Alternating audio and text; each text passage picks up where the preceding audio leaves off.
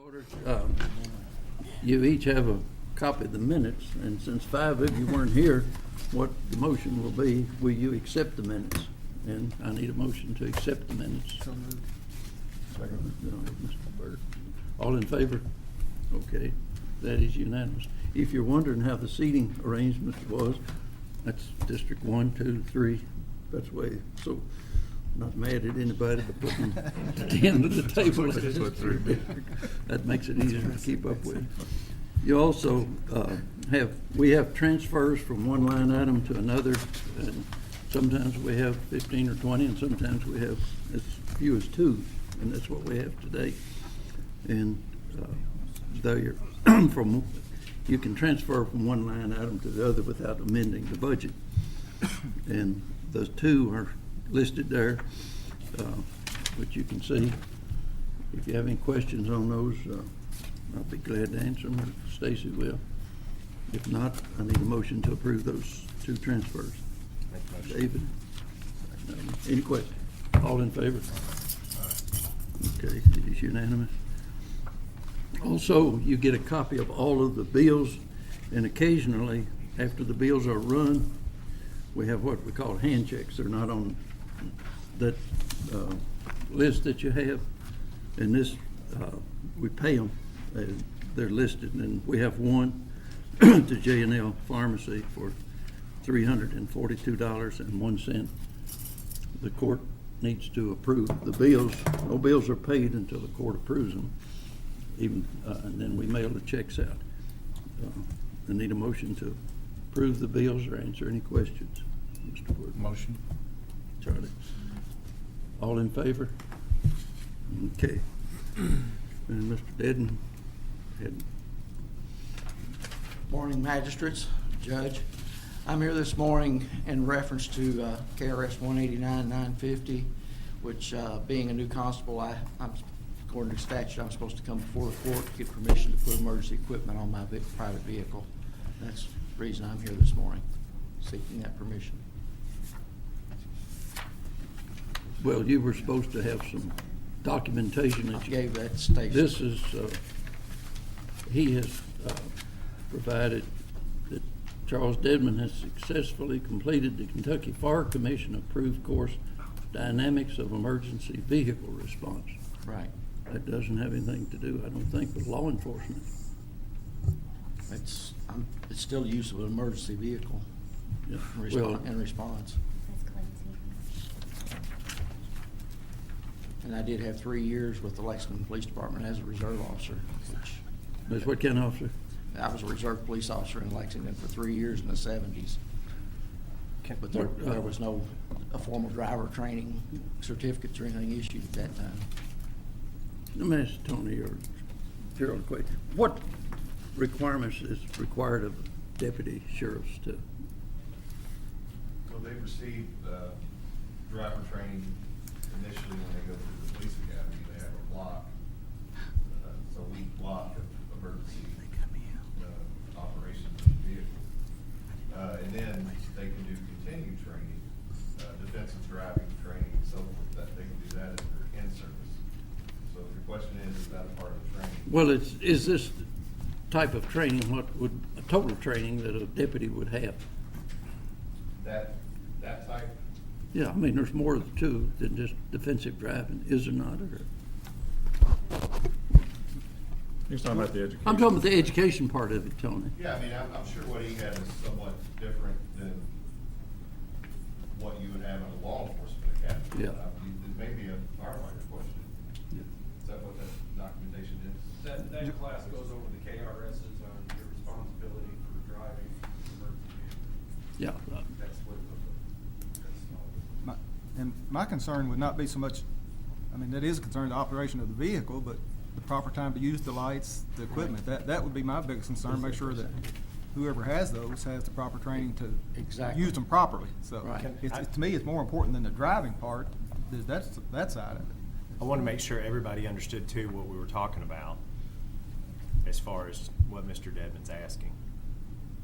I mean, Mr. Hoffman, you've been on court before, so I'm sure you're fully aware of what he's asking, but I wasn't sure if if everybody else. There is no liability to the county. I have to provide my own bond, I have to provide my own vehicle, my own equipment, and my own insurance. Well, no, there is liability to the county because you're a county official. You're an elected official, so there is liability back to the county. The county would be sued if you hit someone, injured someone. There is liability to the county. That's my job as insurance, so I know that Okay. we've had this discussion 4 years ago. There is liability to the county. Mr. Dedman, what training does a reserve police officer in Lexington get? At the point when I went through the training, we went through 6 months on duty with other officers in the field. Okay. We did, Does a reserve police officer in Lexington drive a Lexington patrol car? at that time, we did. Okay. They don't have reserve officers now. They did away with those positions. I would guess if you could document that training or get documentation of that training, that it's good enough for Lexington, it ought to be good enough for Georgetown. Well, the problem is the county is liable for what he does. Well, I understand that. And if, Are the same- how long ago was your training? In the 70s. I mean, that's, But I Okay. But I've also been a first responder here with Georgetown, Scott County Emergency Management and Homeland Security as well. what are your liability limits that you carry on the vehicle currently? 100, 300, Okay, do you have an umbrella? not yet. Does your insurer allow you to put lights on that vehicle? I haven't checked with them to see. I would venture to say they probably do not, because your personal insurance generally does not cover you in the scope of your job when you're using your personal vehicle for work. A personal insurance policy does not. So what you're probably going to have to do is purchase a commercial policy that would cover an emergency vehicle. Okay. I mean, that's something you need to check into, because I don't think your personal insurance is going to cover it. I know mine doesn't, and I know that all the companies that my insurance agency we write with, none of them cover it for work use. You have to put an addendum onto the policy, which costs extra money, but it doesn't apply to emergency vehicles, such as police cars or anything else. Even volunteer firefighters run into the same problem a lot of times, because they run with lights. They end up having to purchase an additional policy to be able to have the insurance coverage. So it's not only to cover the county, but it's to cover you personally too, because if your insurance company backs out and says, we're not going to provide you a defense, we can't always say that the county's policy is going to provide you a defense, Okay. because it's your personal vehicle. I have a question for the group, or maybe Sheriff Hampton. Where would a constable go to get this training? Where do the other constables get this training that we're requiring? Well, to get the defensive driving training, we'd have to go to DOCJT in Richmond. Okay. The problem is, I believe they will train constables, but they're at the bottom of the list. So it's harder for them to To get into the get training. in for the training. It is what it is now. Didn't you work for Don? I'm still with them. Okay. Jack, you want to chime in? Is there any emergency driving training with you guys? or? He does, he goes through the same training, as the fire department as far as, automatic thing. I think this issue is more than the driving part of it. I think it's a liability of, if you pull somebody over, or you do these kind of things, as, you know, the training that's necessary for that. That's what I think, and, you know, that, if you don't have law enforcement training, we get sued all the time, Right. you know. So, for things that we're not even liable for. And somebody that doesn't have the law enforcement current training can expose the county to a lot of issues that we wouldn't even dream of. And all you gotta do is pick up the paper, and not just Scott County, but every county. So where do the other constables that we have get that training? None of them None of have them- lights. None of them have lights, I don't Yes, they think. do.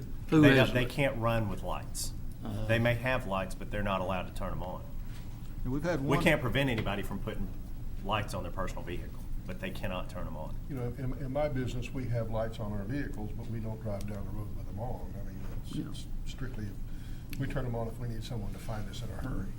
But I'm wondering, you know, if a constable can in fact pull people over Can I clarify? And we have other constables. Yeah, Where go do they ahead, get their Tony. training? Several of the constables are retired law enforcement, and they actually do have lights, and they do use them, so. I just Well, wanna- but we've never approved that. We've had one request since I've been here, and we did And not we've approve never it. He was approved it, so looking- they should he was not gonna be go turning to- their lights on without court Well, I'm not approval. saying they're out there every day, I'm just saying Well, several are retired law enforcement. Whether it's one time or whether it's Yeah. 20 times, an Yeah. infraction's an infraction, and they shouldn't be doing it. Okay. Just wanted to clarify that. And the one request we've had since I've been here, the gentleman was gonna, there's Constable Association, he was gonna contact them, see if they could provide the training that he needed Right. through that some way. And he gave up, he never came back, but that one went Right. away. But that's the Yeah. only request in the 4 years that I've been here, that's the only request we've had for that one. So we've not approved any since I've been here. And that's why, I mean, the questions about the training, where they get it, was never really answered. So- Right. Well, bottom line, is there a motion to allow Mr. Dedman to have lights? Then there's not a motion, Charlie. Thank you.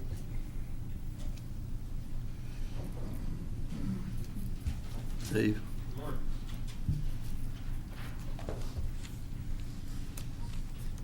We opened bids on Wednesday for the ambulance to replace the one that was totaled in the accident in November. And we received 3 bids. You wanna go over who the bids Yeah, were? goes well. Stacy's got the mounts here. As David mentioned, 3 bids, one from Specialty Truck Sales and Service, a 2015 model, $185,464. A 2016 model, $187,424. Next bid, Southeast Apparatus, 2015 model, $172,994. Last one, Affordable Ambulance / Peachtree, 2015 model, $178,945. The lowest bid, Southeast Apparatus at $172,994 for what appears to be a 2015 model. What we had a total on the 2012 ambulance, and in it, we lost quite a bit of equipment also. We received, I believe, $120,000 in insurance. Now, we've got to buy the equipment that went in it, which we haven't got a figure on that yet. But it will probably end up in the $190,000 to $195,000 total. We recouped $120,000. We'll have a 2015 ambulance as opposed to a 2012. So we're gaining a little bit that we didn't want to gain. And this is a joint agency, so the difference, we will bill the city for the difference between the two. We pay half and they pay half. So does the bids include all the equipment? No. and everything? No. It's just the ambulance. Like the stretcher, David, for one Right. thing, The that was stretchers- $20,000 or roughly, so. The stretcher the liability on that stretcher, it's not rated over a 5G impact. It's obviously in a rollover that they're not gonna warrant that stretcher. That was actually donated to the coroner's office. It was unfortunately, it was one of the new powered stretchers. We donated that internally to the coroner's office so they can have that for his vehicle. We are gonna buy a demonstrator model, so that'll save us a couple of $1,000s. I talked to the representative yesterday that we bought the stretchers from, so she's got one that we can purchase. The radio equipment will have to be purchased that was in the accident. The radio, a gentleman that does our radio equipment said that that's not, anything that rolls over and gets thrown around is not usable. Or they wouldn't be comfortable with. Yes, sir. So we're actually looking at a net outlay of $35,000 if we split this with the city? In that range, yes. Is that in this budget? We'll have to put money in there to do it, but it may not, the ambulance may not come in until next year's budget. But we have money on reserve for transfer, so we can, if we don't have money in the budget, we can transfer it in. Now, the city may or may not have to wait till after the 1st of July. But I've sent the mayor a copy of the letter stating, and this is on the interlocal agreements, we agree to do. If we have an unexpected cost, then we notify them to be prepared for it. Mr. Sloan, I know for a long time we were relatively unhealthy on ambulances. This accident just exacerbates the problem, correct? Yes, sir. And so if we don't do this, we're in And just to layman's terms, clarify, we're in this, deep doo. this vehicle is a pickup style front end, not a van chassis, so that's a little bit more cost to us. We're going to the F-550, which is the heaviest frame that they put under a pickup style truck. And JR and I met right after we had the accident to talk about this. We feel like this is the best time to move to this chassis. We have explored the medium duty, the delivery truck style chassis, and we've talked to some other providers, and they've been having some issues with repairs. And we feel like the county garage knows Ford, it's a diesel Ford, they can service this. It has a whole lot more room to work under the hood than the van style does.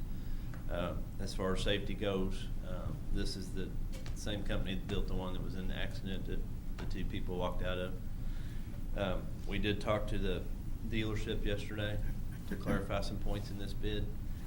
They put in their bid spec that they will be delivering 150 days from the time we sign the paperwork. It depends on availability of chassis. We're right here at the beginning of a new year, and Ford may have some delay in their chassis, but he guaranteed me that we would have this truck probably no more than 180 days out once they get the chassis. The other one, the top bid was almost 270 days to get a truck, so we're looking at almost a year to get a truck. I think that answers your question. Or we were talking earlier, Chad and I were talking earlier about the 120,000. So this is an upgrade from the truck that was damaged. So that, yeah. I had a question about the difference in the adjustment from the insurance company versus the expense of a new vehicle and what was actually covered. Okay. The vehicle that was totaled, we purchased for $136,000 brand new.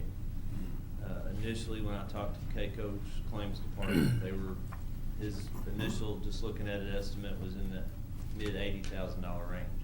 They came back and said, we're gonna give us the full amount of $120,000. So the judge and I discussed it, and we were both pleased with that amount to recuperate that on a almost 3-year-old ambulance. The equipment that was damaged, will that be covered under a separate insurance claim? That's total insurance. Total Oh, insurance. okay. Yeah, that's the total. That included the equipment. It wasn't just for the ambulance, but that included it. Now, the heart monitor that was on board, it had a printer door it was one of the new monitors, but we had our service folks come in and look at it. The printer door was the only thing that was damaged on it, and they repaired that, and it's been recertified to be used, so it's in good shape. I'm gonna make the motion that we approve this. I've got a That's a question. low bid, Yes, yeah. sir. Go ahead. I just was curious, out of those bids, are there any different warranties or service agreements that make one better possibly than the other? We asked for pretty much industry standard warranties. This comes with a 7-year, 70,000 miles, which we're gonna go over that fairly quickly. But the main thing you look at is the module warranty, and this is a 20-year structural warranty on the module. Obviously, the engine and drivetrain and those kind of things, we're gonna put the miles on it fairly quick on those type things. And it's a Ford warranty on that side, so I think it's, I don't have that right here in front of me, but I can get that information. The biggest things that go wrong with ambulances are obviously the conversion components, the electrical system, the heating and air, and those type of components that we want to make sure we have good warranties on those, and those have not been a problem with this particular manufacturer. We actually own 2 other units that have been made by this company. Typically, we have front-end problems rather than modular problems. Any other questions? Second motion. Okay, we got a motion and a second. Any further discussion? All in favor? Okay, that's a low bid. And then you had Hire for a vacancy that I have for a paramedic. I'd like to recommend Leela Hughes, Hugats, paramedic at $10.97. That includes a 9-cent per hour difference for trauma certification and 9 cents for pediatrics. Motion for approval. Is there a second? Mr. Burke, any questions or discussions? All in favor? Okay, it's unanimous. stay up here. You got some junk too you want to get rid of? We were doing some office cleaning, some spring cleaning, and we found an old PowerPoint projector that doesn't have availability for bulbs anymore. It's a portable one that you could take on the road or whatever, and it's not serviceable. We'd like to just junk it. Need a motion to declare that junk. Rick, any second? Alvin, any questions? All in favor? Okay. I got one more question. We have a couple of people that go to an annual conference in Columbus, Ohio in February every year. It's a training conference. I'd like permission for travel to Columbus, Ohio, company vehicle for that conference in February. What we require is permission anytime anybody goes out of state. If they go in state, it's in their budget, but they have to have permission if they travel out of state. Is there a motion to allow? Motion to Charlie? allow. Nobody? Good. You got it. All in favor? Okay. All right, thank you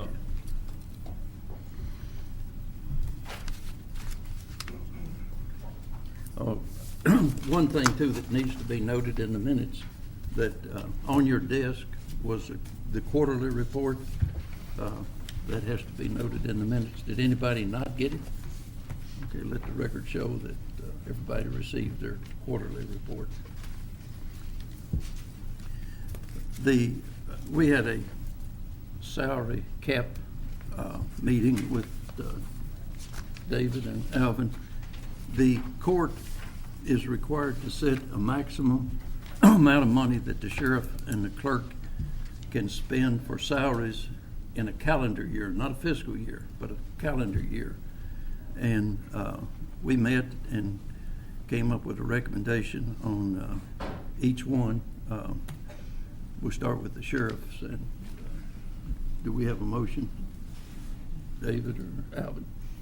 Move we approve the, you should have gotten it in a letter or email, $1,645,000 for his 2015 salary cap, $1,645,000. Is there a second? David? Any questions or discussions, sir? I just have one question for Tony. Tony, that, you all did the Buckle Up program, I think, last year. That also will continue Yeah, within and this year's that's budget? included in this budget, yes, sir. Okay. Any questions? There was allowance for, I think it was 10% overtime was the number we used to cover that type of activity. Okay. Any questions? On this one, we'll have a roll call vote. Just start down there, number one, if you want to. She'll call a roll.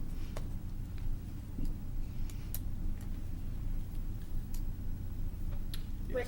Yes. Alvin? Yes. Chad? Yes. Yes. George? Charlie? Yes. Kelly? Yes. Bill? Yes. David? Yes.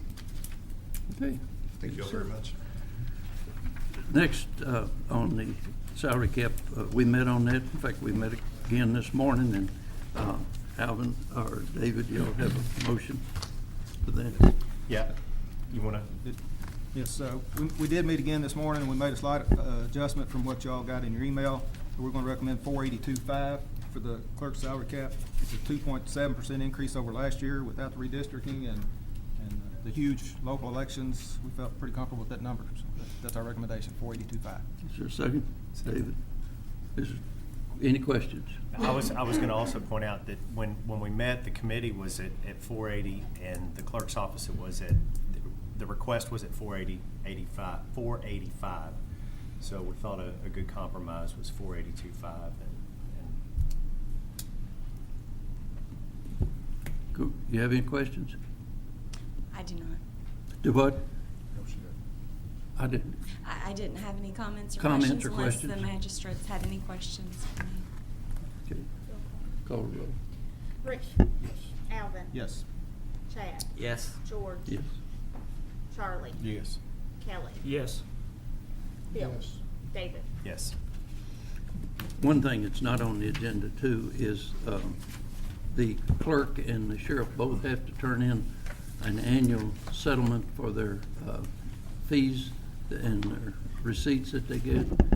And the clerk's, sheriff's already, I think, turned yours in, haven't you, Tony? Have you done yours yet? Yeah, I thought so. It shows a beginning balance of $11,213,391.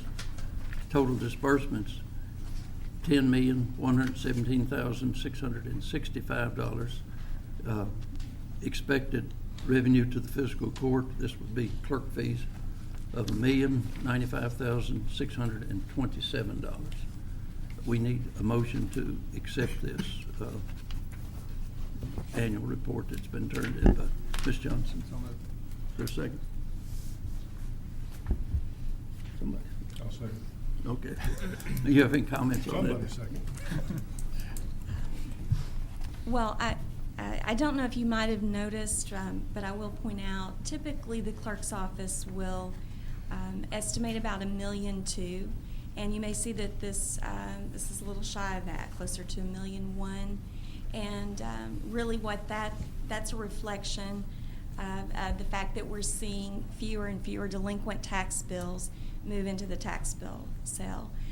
In fact, Captain Gerald Porter has indicated to us that this year about 95% of delinquent tax bills have already been collected. And so if you see somewhat of a shortfall there, it's reflecting that. Now, ultimately, it's just a guesstimate.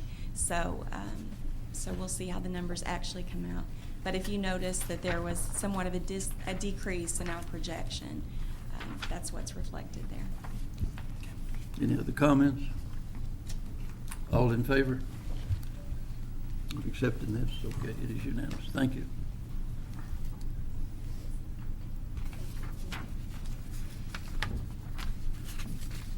The county judge and the mayor appoint committee members to the Tourism Commission, and we're not required, either one of us, to bring it before the court, but both of us do. And we have two appointments. One is Melissa Harrington, and the second is Nicole Rivera. Both of them, they have to meet certain requirements of being in a restaurant business or tourism business, and we're given a recommendation, and it's up to the court, of the judge and the mayor to approve them. But rather than been our policy to get approval of the court also. And both of these are to fill out unexpired terms which end at the end of 2015. They'll be subject to reappointment if the court so agrees, but it's very difficult to get people to serve on some of these committees, and this is one of them. But Melissa Harrington has been on before, and the other lady is involved, I believe, with the horse park, and so these are the two that we have agreed on, the mayor and I.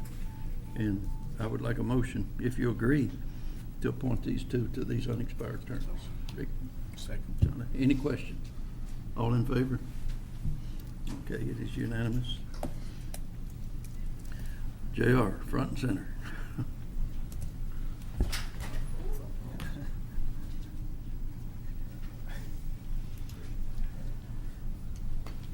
Good morning, Magistrates, Judge, Ms. Hamilton. I'm here before you this morning to ask the court's permission to proceed forward with posting an assistant road department supervisor's job. I don't have one right now. It's something that I'm on call 24 hours a day, 7 days a week. I would love to name an assistant to rotate weekends, be able to take vacations, delegate some stuff to my assistant if the court approves this. JR, when we have snow, he's out there sometimes 48 hours in a row, sleeping in the building, and I don't know, when's the last time you took a vacation? About 9 years ago. It's certainly needed, and I've been... That's my fault. Well, it is your fault, because Yes. I've been telling him every year, you got to take some vacation, but he's dedicated to it, and this is certainly needed. And the only thing that I keep advising JR, once he gets it, use it. So I think he will, or her, it might be a her. And I've written up a job description of what I would like this position to be, and I've made copies for everybody if anybody wants a copy of it. I have a question. Yeah, go ahead. If you got hit by lightning tomorrow or this afternoon, Who would take your place? That's what I'm doing, working on this one. I would, Bill. Hopefully that ain't gonna happen. Hopefully that ain't gonna happen, Mr. Burke. Judge, I'm not sure we want that to happen. Mr. Burke, there's no one that can take this. No. I'll make a motion. Well, I appreciate it. Okay. Mr. Burke? Second, with a question, do you expect this to be filled in-house, or do you have any idea? I'm gonna try my best to fill it within house and, by our administrative code, I gotta post this 10 days internally, and I would love to be able to fill it in-house, yes. Do you have a range of pay or anything like that at this point? Well, not as right now, I just asked him permission to proceed forward. It all depends on Okay. experience, who applies for it, Okay. length of time, seniority, and Okay. then before I do anything, I will come back and ask the court's approval for this person and the rate of pay and everything. Any further questions? Well, I guess my question would be, would it be prudent for us to, I mean, do you want us to approve moving forward, or Yeah, that's approve what the it is. position? Yes. Okay, so Approve just the looking for. position. Okay. Yes. And That's- then they'll come back at a later time for us to approve The the person and the salary, yes. Okay. Absolutely. The court has to approve all salaries except the sheriff and the clerk.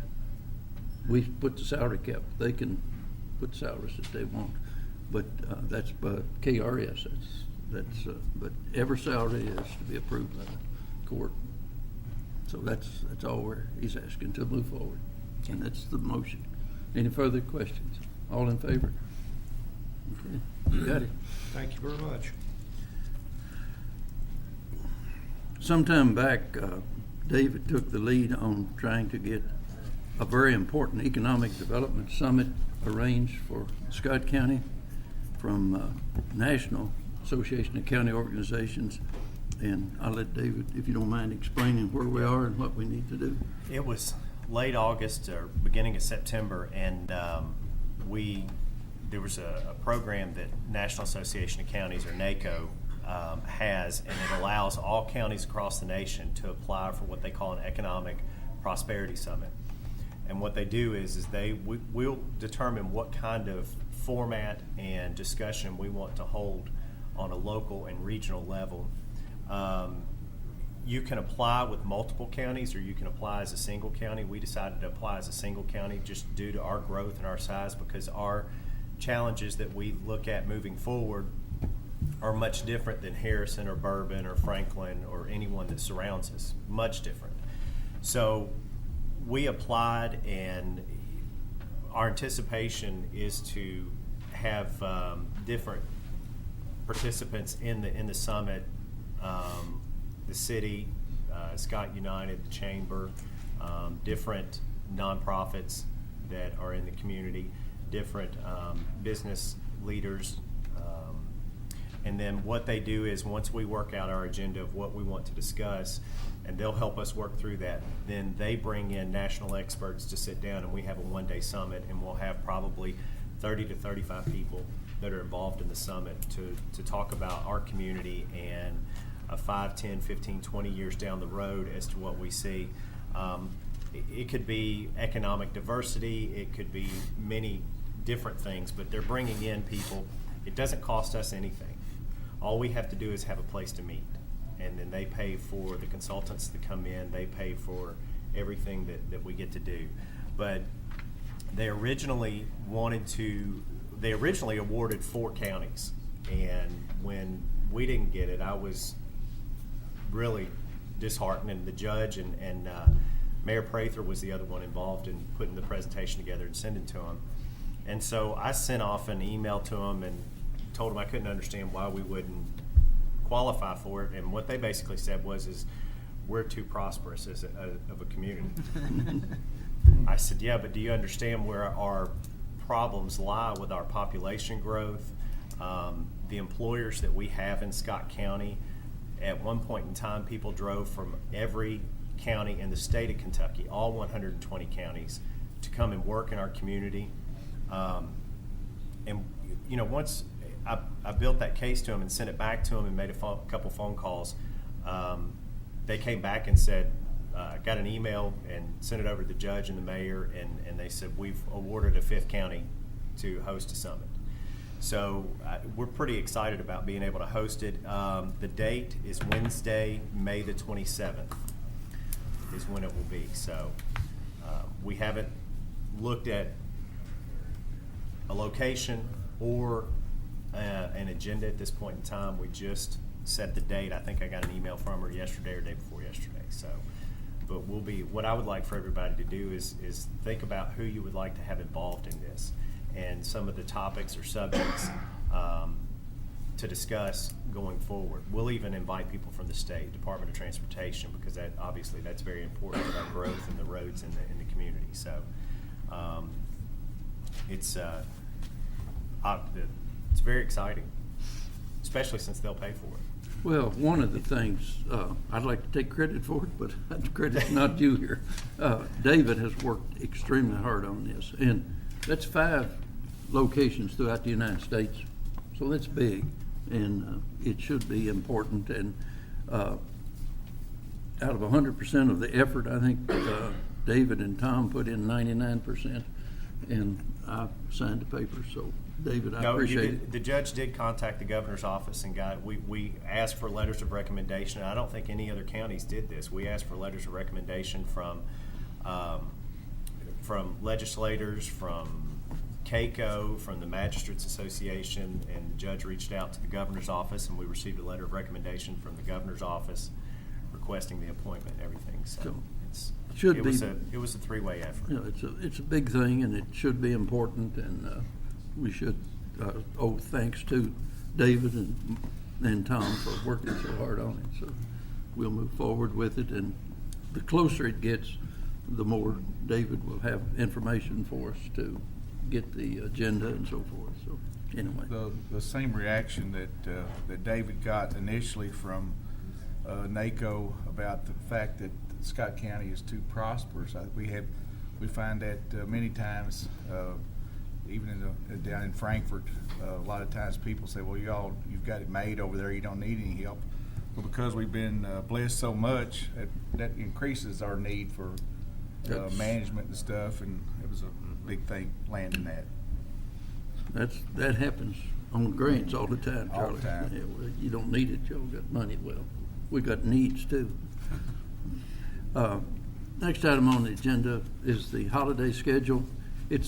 We always, or nearly always, adopt the same one as the state, and we need to adopt the holiday schedule. I think you all have a copy of it. If there's any questions, if not, I'll entertain a motion to adopt the state. Motion. Okay. David, any questions? All in favor? Okay, that is unanimous. And those are all the items on the agenda, but that's Dirk Bertram is here. Do you have anything there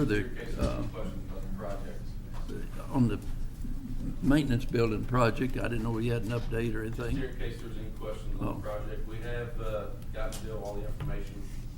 Mine's the color charts for the metal building, so that should be resolved within the next day or two. What Dirk's talking about, we bid out the 2 maintenance building sheds, and we needed some specification answers. And you say they've got that now? Yes. And Bill, his last email was he's very close to making his decision, so he was wanting to look at the colors, make sure that they had the colors that he was looking for. That. But as far as the specifications, he seemed to be okay now. Dirk is with Codell, the construction management. Bill Pickering is the architect, and Bill we had 2 bids, and they'll be coming before the court when we get ready to make sure that they meet the specs. Any questions for Dirk while he's here? Okay, thank you. Are they working today? No. Hopefully maybe next week. Okay. Does anyone in the audience have Mike?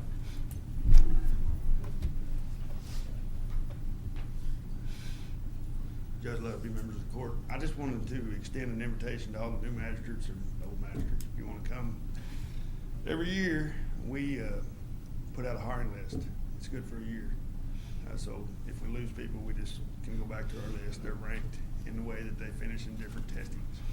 So we wrap up our application process Tuesday, and Friday at our station, main station, 2200 Cincinnati Pike, we'll be having the physical agility portion of the hiring process. And I just wanted to open an invitation, if anybody wanted to come and watch what we put our people through, or prospective people through, we'll be doing that Friday. Jim, do you have a time on that? 'Cause I couldn't get it for you. I think it's from 3:30 to 7.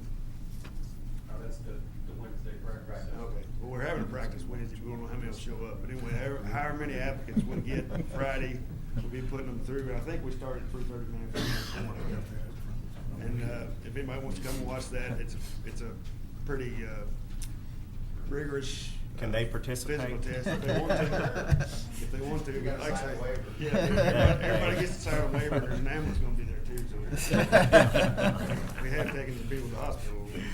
But, no, if anybody wants to come and view that, like I say, it's fairly rigorous, and, they have to take a test through the state before we can hire them now, it's called a CPAT test. But we go on and give them our own physical agility test. So, they'll be doing that, just wanted to open the invitation, if anybody wants to come check that out.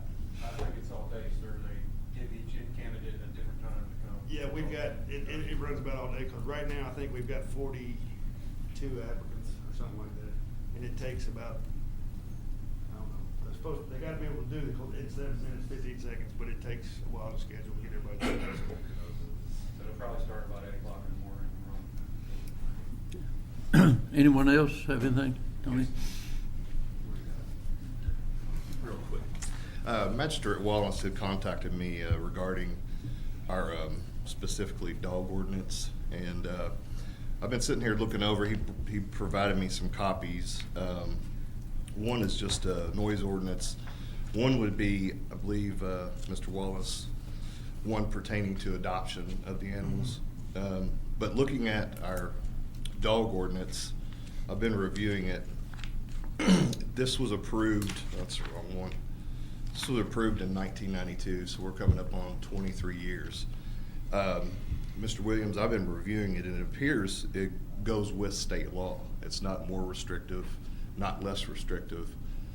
I think that's true. There's some statutory language on dogs running at large, animals running at large.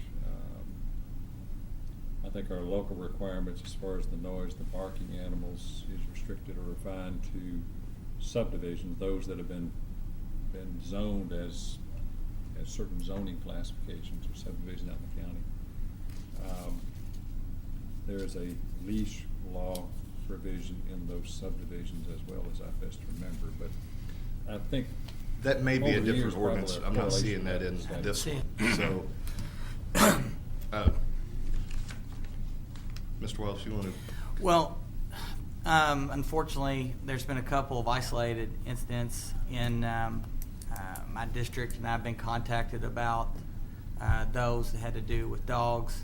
And what I did is I got a copy of the ordinances, and I was just reviewing them, and I gave them to Tony just to look to see if there's some that we need to update. I'm not advocating for a change, just to make sure that they're current, to be sure that we can, best address any of these types of situations that take place in the county. We could look at them. Yes. There are actually, some of those ordinances even predate 92, but those are amendments that have been made throughout the time. So,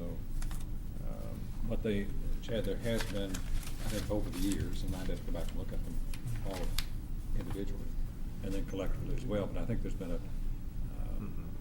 least an effort to make sure they correlate with state statute. Mm-hmm. And I think that's my struggle, is that I want to see what the county provided in conjunction with what the state statutes are, and that's why I let Tony look at them. Sure. He's more familiar with the state statutes. Hopefully our recent incidents are very isolated, but it would be worth probably you and I, Glenn, sitting down together and reviewing them. I guess one question that would come up is, can the court pass an ordinance that is more restrictive than state law? Only if it is authorized. There are certain areas in certain fields and statutes that allow municipalities to pass their own ordinances to define what the community dictates or would desire. I'll have to compare that before we can make a call on that. Okay, sounds good. Thank you. Okay. Anyone else? What we usually do is go around to magistrates and see if they've got anything to start. David, do you have anything? Yes, sir. Bill? No. Charlie? Rick? Welcome to our new crew. Yeah, it's been nice looking at all the new faces, and I look forward to a great year. Judge, I may have an alibi here. Mr. Dedman has come to us twice now and asked us to allow him to put blue lights on his car because he's a magistrate, and it appears we have no defined process, to require or to allow magistrates to do that. Constables. I'm sorry, constables. I'm a magistrate, I don't know.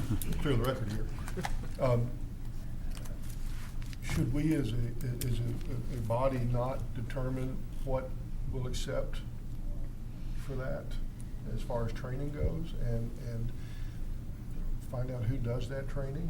Because I'm sure we have other constables that want to do it as well. We started on that sometime back, and we kind of let the ball drop 2, 3, 4 years ago. Okay. And I think you're right, probably need to. It was 4 years ago when I first came on. We had one request, and we started looking into it, and the gentleman that requested moved, and it just fell through the cracks. I know in my business that I interact with constables and law enforcement from probably 40 different counties, and other counties have constables that have blue lights on their vehicles that they can use. And at 2 o'clock in the morning, when the call goes out, any set of blue lights is a welcome sight. So, in deference to Mr. Dedman's request, I think we need to find that, where we get the training and how we get the training and who pays for the training and what training we'll accept to allow people to do this. I think that's the whole issue, Bill. Yeah. Not any set of blue lights is a welcome sight. Well, in my Sometimes business if- it is, but in well, the it- county if- business it's Yeah, not. well, if they're not trained and Yeah. so forth, it becomes a detriment. Mhm. And if they're properly trained, yes. And a lot of these counties, the sheriff has one deputy, Yeah. but he may have 5 or 6 constables. And we've got a good, full-staffed sheriff's department and a well-trained constable that's needed. But we've had some constables in the past, and not Mr. Dedman, he's new, that you didn't want him on the scene. Well, I'm living proof you don't have to be a Superman to get elected. Yeah, and I think what's important on it too is not to look at what Harlan County does or what Pike County does or what Jackson County does. Look at what Franklin County does. Yeah. Or, somebody Yeah. that's similar to us, not somebody that has Franklin- 5 deputies and yeah. 6 constables. Franklin, I think, Bourbon, Harrison Yeah. I County. think you're right, Bill, that we do need to have a policy, and then we don't have to kick it back and forth. And I guess we need to request Franklin County or maybe Madison County, some that have constables, and if they have a policy. And Madison County is primarily one of them where, in my business, we had an event happen and we put out a call, and the first guy there was a constable. And if he's well-trained, that's what you want. And he was in a patrol car with blue lights, and it really was telling no difference between him and local law enforcement. So, I mean, it was a pleasant surprise for us. Yeah, we've had some surprises too. It was the same thing. I went to the swearing-in ceremony over in Franklin County. I've got a friend that's a magistrate over there, and their constables were they were all in, the ones that were there were in full uniform, matching uniforms. Yeah. I mean, they didn't match the sheriff's department, but they had uniforms on, the 2 guys that were there, and they were dressed the same, and it said constable, and Well, I think it's a good suggestion, and we'll try to get some things. I had, could you give us an update on when the road connects Stamping Ground Road and the bypass, about where we're at with that? Yeah, Dirk left, but of course the weather's a big factor. Probably, JR, we're looking at the middle of April, May, something. Of course, you can't put the final coat of blacktop down. Okay. And it's closed, and we've got to put up barriers, and people tear them down and go through there, but Typically, weather related, asphalt plant will open in first of April, and then the final surface got to be put in, guardrails got to be put up. yeah. After sitting at the end of 227 this morning, waiting about 10 minutes to get out on the 460, I'll be glad when it gets here. Yeah, well, it'll happen. It was slow getting out of there this morning. It is neat. Anyone else? I've got something here. Yeah, I was tempted. We're closed for Martin Luther King Day, and that is the 19th. And John Douglas is chairperson of their event. They're going to have a breakfast on the 17th, January at 9 o'clock at the First Presbyterian Church, and it's open to anyone that wants to go. Tickets are $15 for adults. The march will be held on Monday, the 19th at 4 o'clock. It began at the College Student Center, and after the march, the program will begin at 5 o'clock at the First Presbyterian Church and should be end by 6:30. They move this around from different churches. This year it's at the Presbyterian Church, but if you're interested in going, 9 o'clock for the breakfast on the 17th, and the march is on the 19th and starts at 4 o'clock. Yeah, go ahead. I'm done. Glenn has something. I've got one last thing for the court to consider. I think, Ms. Hamlin, you were kind enough to put copies of my letter requesting the 2 employee hires on each person's desk. Did you get to look at that? I emailed them. Oh, good. Okay, thank you. In any case, I'd like for the court to approve the 2 hires. The easiest one's first. Ms. Teresa Parker has been an employee in my office for about 6 years now. Started in 2009. I can't tell you exactly the month. Nonetheless, she has been a receptionist, and she's done lots of things in the child support office, but has been paid. She's an approved county employee, but not been a county employee, quote unquote, for benefit purposes.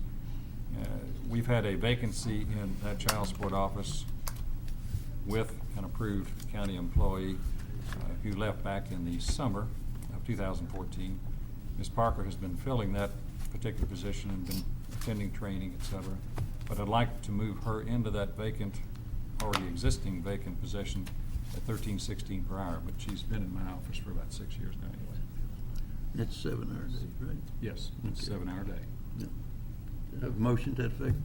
Mr. Burke? Mr. Lyons? Any questions? All in favor? Okay, that's And thank you. And the second request is to hire Ms. Barbara Minch at the rate of $17.30 per hour. Ms. Minch will be filling a position that went vacant back in May of 2008. And the court was kind enough sometime after that to authorize me to retain a part-time employee. I paid the employee part-time, the county paid the employee part-time, was not a full-time county employee nor eligible for benefits. That employee did a great job, but she had a better opportunity and left within about a year, 18 months, something to that effect. I chose not to fill that with a full-time person at that time because of our economic situation. We're in tough times, and court put not a hiring freeze, but we wanted to be very careful about the money, and I respected that. Now, however, my court load has gotten to a point where I'm going to need to fill that position that was in existence back in '08, but I've not really filled it since that period of time. Ms. Minch has about 20-plus years legal experience in a firm in Lexington. She is a Georgetown resident, however, and this move would allow me to assign her district court duties, essentially. We're going to move all our disability matters, train her to handle those, plus cross-train her to do the district court matters that I've got 3 other people that split time on that too. So that's my second request today. This position, I guess, was approved by the former court back in December, but like JR, I've got to bring the individual and the requested rate of pay to you now. Have a motion to that effect? David and Bill? Any questions? All in favor? Thank you so much. I appreciate it. Anything else? The starting dates, I'll get with Ms. Lucas and Jane. I don't think Ms. Minch will start before the 1st of February. I'll verify that. Ms. Parker may want to move that at our next pay rotation. Anybody? There's no further business. Stand adjourned. Going once, going twice.